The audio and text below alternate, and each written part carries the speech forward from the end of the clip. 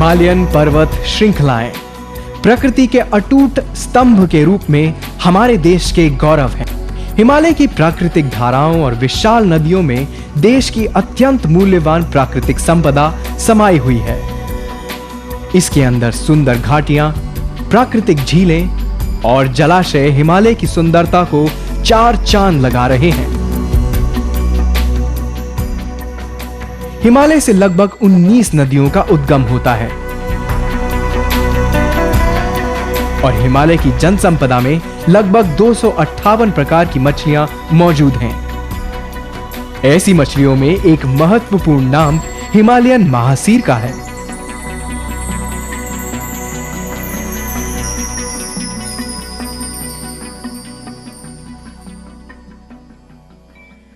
Himalayan mahseer मुख्य रूप से हिमालय क्षेत्र की तेज बहाव और ज्यादा ढाल वाली ठंडे पानी की नदियों में पाई जाती है। नदियों के अलावा ये हिमालय क्षेत्र के ठंडे पानी की झीलों और जलाशयों में भी पाई जाती है। इनका प्राकृतिक निवास स्थान उत्तर पश्चिम में हिंदकुश, काबुल, कोहिस्तान से लेकर उत्तर पूर्व में सदिया पहाड़ियों के जल स्रोतों तक फैला हुआ है। कुछ दशक पहले तक महासीर हिमालय क्षेत्र के जल स्रोतों में प्रचुरता में उपलब्ध थी, परंतु क्षेत्र की बदलती पारिस्थितिकी, नदियों में जगह जगह बांधों के निर्माण, जल प्रदूषण और मछलियों के अंधाधुंध दोहन के कारण हिमालयन महासीर का अस्तित्व खतरे में पड़ गया है। केवल कुछ नदी नालों और गहरे ताल तलैयों में ही महासीर दिखाई देती है। हिमाचल प्रदेश के जलाशयों और कुमाऊं की झीलों में इसकी संख्या के साथ ही आकार में भी गिरावट आई है।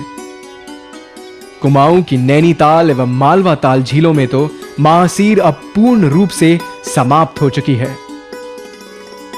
कुमाऊं की झीलों में महासीर की अंगुलिकाओं के संचय के बावजूद भी इनकी संख्या में आशातीत बढ़ोतरी नहीं हो पाई है। महासीर की संख्या में कमी के कारण इसे लुप्तप्राय प्रजाति घोषित किया जा चुका है। ऐसी परिस्थितियों में महासीर का संरक्षण आवश्यक हो जाता है।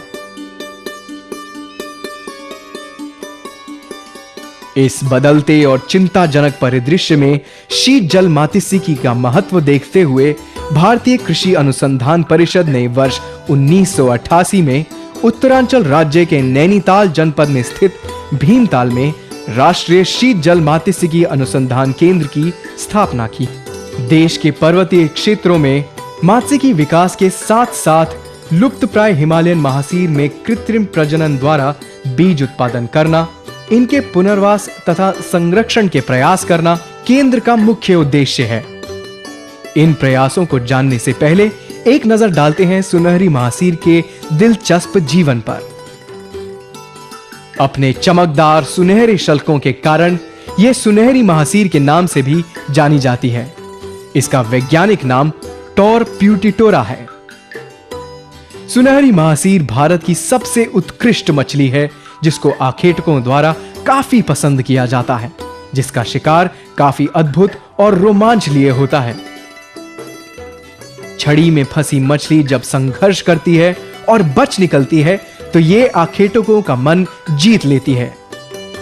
ये मछली असंख्य देशी तथा विदेशी आखेटकों के लिए मनोरंजन का सुलभ साधन सिद्ध हुई है। हिमालयन महासीर की लोकप्रियता का राज इसके बड़े आकार और लंबे समय तक सुरक्षित बने रहने में छिपा है। इसकी अधिकतम लंबाई 270 सेंटीमीटर और भार 170 पाउंड आंका गया है। सुनहरी महासीर प्रकृति में अपने जीवन यापन के लिए पानी में विद्यमान सूक्ष्म जीव जंतुओं तथा वनस्पतियों को अपना भोजन बनाती है। हिमालयन महासीर वर्ष में 2 बार प्रजनन करती है, पहले ग्रीष्म ऋतु में अप्रैल मई के महीनों में और फिर वर्षा ऋतु के दौरान जुलाई से सितंबर तक। ये मछलियां अंडे देने और भोजन की खोज में नदी नालों में लंबी दूरी तक यात्रा करती हैं और ये इनके अस्तित्व के लिए आवश्यक भी है। हिमालयन महासीर नदी नालों के छिछले पानी में कंकड़ पत्थर और रेता बजरी के बीच अंडे देना पसंद करती है। शिशु मछलियां नदियों के कम बहाव वाले किनारों पर पत्थरों के बीच रहती हैं। सुनहरी महासीर के पुनर्वास व संरक्षण के लिए राष्ट्रीय शीत जल मात्स्यिकी अनुसंधान केंद्र ने अनेक महत्वपूर्ण कदम उठाए हैं। इसके तहत वर्ष 1990 में भीमताल में एक अंड जननशाला या हैचरी स्थापित की गई है। यह हैचरी एक साथ लगभग 2.5 लाख अंडों, 2 लाख जीरा और 1 लाख अंगुलिकाओं या फिंगरलिंग्स का उत्पादन करने में सक्षम है। एक इकाई महासीर हैचरी के निर्माण में अनुमानतः 3.5 लाख रुपए की प्रधान लागत यानी कैपिटल इन्वेस्टमेंट आती है।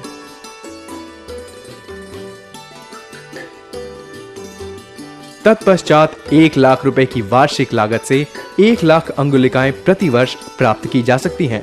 एक इकाई महासीर हैचरी से 1 लाख रुपए की वार्षिक आय प्राप्त की जा सकती है।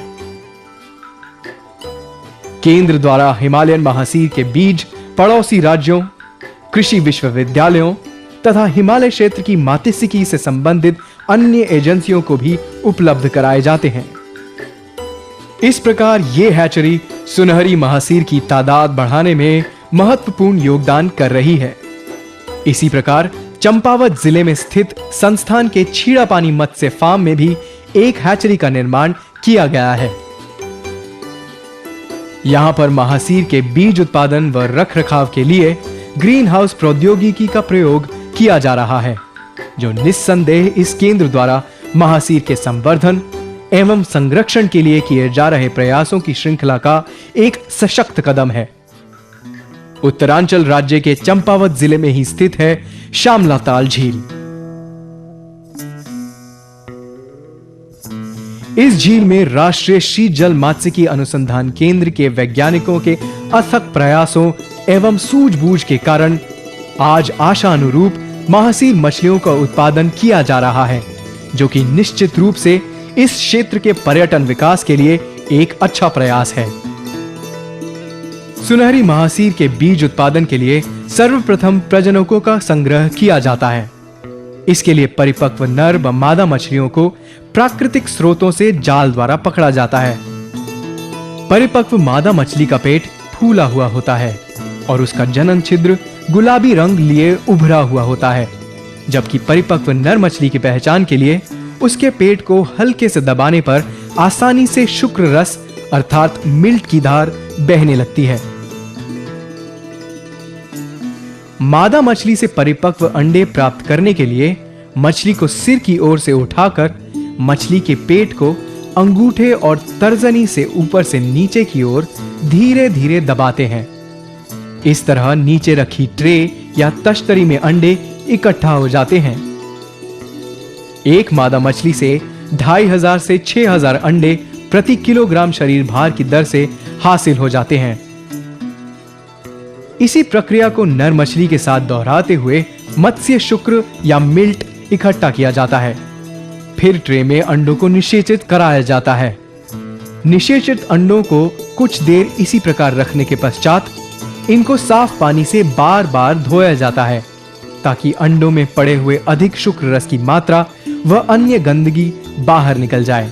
निषेचित और विकसित अंडे पारदर्शी दिखाई देते हैं, जबकि अविकसित अंडे सफेद नजर आते हैं। तत्पश्चात इन निषेचित अंडों को हैचिंग तश्तरी में भली भांति फैलाकर हैचिंग होने के लिए छोड़ दिया जाता है। इन अंडों से 17 से 23 डिग्री सेल्सियस तापमान पर 84 से 116 घंटों के अंदर स्फुटन शुरू हो जाता है और नवजात शिशु बाहर निकल आते हैं। ये नवजात शिशु अंडपीत लिए हुए होते हैं। हैचरी में 10 से 12 दिन रखने के पश्चात जब इन महासीर के नवजात शिशुओं का अंडपीत समाप्त हो जाता है, इन्हें नर्सरी टैंक में 8 से 10,000 प्रति टैंक की दर से संचित किया जाता है। इनको अंडे की जर्दी या भेड़ के यकृत से बना आहार दिन में 6 से 8 बार खिलाया जाता है। एक सप्ताह बाद प्रयोगशाला में बनाया गया कृत्रिम भोजन दिया जाता है, जिसमें सोयाबीन का पाउडर, मछली का तेल, ईस्ट यानी खमीर, फिश मील, गेहूं का चौकर तथा कई विटामिन और खनिज संतुलित रूप में मौजूद होते हैं। 3 से 4 माह के पश्चात इन महासीर के बच्चों को तालाबों और जलाशयों में पालन पोषण के लिए संचित किया जाता है।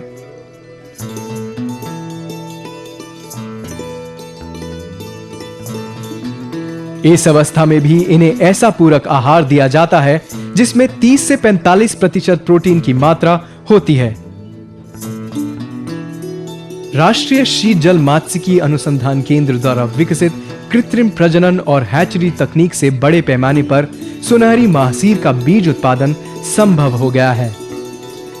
इन बीजों से मछलियां विकसित करना आसान है, इसलिए महासीर के पुनर्वास का मार्ग प्रशस्त हो गया है। परंतु केवल तकनीक अपनाने से ही सुनहरी महासीर का संरक्षण संभव नहीं है। इसके लिए हिमालय के जल स्रोतों का उचित व विवेकपूर्ण प्रबंधन भी आवश्यक है। हिमालय क्षेत्र की नदियों और जल धाराओं पर बांध का निर्माण करने से पूर्व उस क्षेत्र की मछलियों की पारिस्थितिकी व जीवन शैली पर अवश्य ध्यान देना चाहिए। साथ ही झीलों और नदियों को मत्स्य अभयारण्य के रूप में घोषित करना भी एक महत्वपूर्ण कदम है। अभयारण्यों में छोटी बड़ी सभी प्रकार की सुनहरी महासीर के शिकार पर पूर्ण प्रतिबंध लगा होता है। हमारे देश में कुछ मंदिरों और अन्य धार्मिक स्थानों पर आस्थागत कारणों से मछली पकड़ना प्रतिबंधित है। सुनहरी महासीर के संरक्षण के लिए किए जा रहे प्रयासों में यह प्रतिबंध सहायक सिद्ध होता है। ऐसे प्रतिबंधित स्थानों में हिमाचल प्रदेश के सिरमौर जिले में स्थित रेणुका झील, उत्तरांचल राज्य में बैजनाथ मंदिर के पास गोमती नदी, नैनीताल जनपद में स्थित नल दमयंती ताल तथा मध्य हिमालय में गंगा किनारे बसे धार्मिक स्थल ऋषिकेश व हरिद्वार प्रमुख हैं। अभयारण्यों की घोषणा के साथ ही सुनहरी महासीर के शिकार के लिए गलत तरीकों के इस्तेमाल और अंधाधुंध दोहन पर कानूनी प्रतिबंध लगाने की आवश्यकता है। सुरक्षा की पुख्ता व्यवस्था न होने के कारण सुनहरी महासीर के शिकार में अवैध तरीकों, जहर, भालों आदि का प्रयोग बढ़ा है, जो निश्चित रूप से इनके अस्तित्व को संकट में डाल देता है। जाल द्वारा महासीर की अंगुलिकाओं और छोटी मछलियों को ना पकड़ने का मूल सिद्धांत भी उपेक्षा का शिकार हो गया है। प्रजनन काल के समय महासीर के शिकार पर पूर्ण प्रतिबंध लगाने की आवश्यकता भी है। सुनहरी महासीर के पुनर्वास व संरक्षण के लिए किए जा रहे प्रयासों की सफलता काफी हद तक क्षेत्र के निवासियों की सक्रिय भागीदारी पर निर्भर है। इसलिए सुनहरी महासीर के संरक्षण के प्रति जन चेतना जगाना आवश्यक व महत्वपूर्ण है। समय समय पर राष्ट्रीय शीतजल मात्स्यिकी अनुसंधान भीमताल द्वारा सुनहरी महासीर के संरक्षण एवं संवर्धन की दिशा में सेमिनार, गोष्ठियां तथा प्रचार प्रसार माध्यमों द्वारा स्थानीय कृषकों को छोटे छोटे तालाबों में सुनहरी महासीर के पालन के लिए प्रेरित किया जा रहा है। वर्तमान में मध्य हिमालय के निचले क्षेत्रों में छोटे छोटे तालाबों में कार्प मछलियों का पालन पोषण करके कुछ किसानों द्वारा धनोपार्जन किया जा रहा है। इन तालाबों में यदि चाइनीज कार्प मछलियों के साथ साथ महासीर मछलियों का मिश्रित पालन किया जाए तो निस्संदेह ये एक लाभकारी कदम होगा।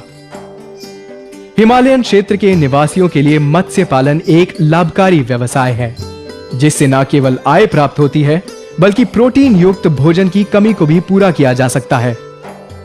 इसके साथ साथ ही महासीर का संरक्षण कर इको टूरिज्म को भी प्रोत्साहन प्राप्त होता है। पिछले 2.5 दशकों में विभिन्न संघ जैसे Himachal angling association, Assam anglers association तथा इंडियन फिश कंजर्वेंसी आदि अस्तित्व में आए हैं, जिनका मुख्य उद्देश्य हिमालयन महासीर को सुरक्षित रखना तथा पुनर्वासित करना है। इन प्रयासों ने हिमालयन महासीर के पुनर्वास और संरक्षण को नई दिशा प्रदान की है। हिमालय क्षेत्र में महासीर की संख्या में वृद्धि निश्चित रूप से यहाँ के सामाजिक एवं आर्थिक विकास में सहायक सिद्ध होगी।